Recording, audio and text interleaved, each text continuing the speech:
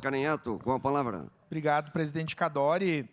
Eu vou ao encontro do que o vereador Xuxa, né, acabou de destacar, que é o trabalho dos nossos estagiários e das nossas estagiárias. E de forma especial aqui quero falar de duas estagiárias que eu tive aqui nessa legislatura, que no primeiro período aqui foi a Maiara, ela concluiu o estágio, hoje está trabalhando no Grupo Randon, e eu tenho a Gabriele, que é minha estagiária e presta um ótimo serviço, né? Tem um ótimo trabalho prestado para o nosso mandato e para o nosso parlamento.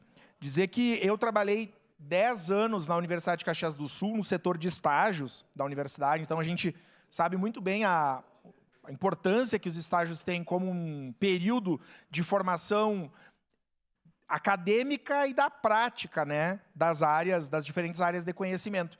E o meu primeiro trabalho foi como estagiário, lá em 2000, na farmácia do IPAM, à época.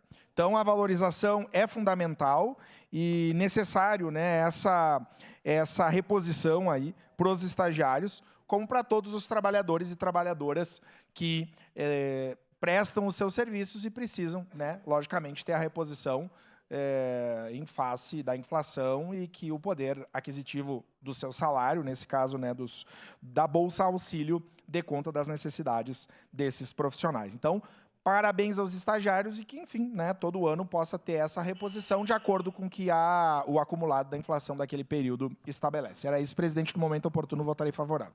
Obrigado.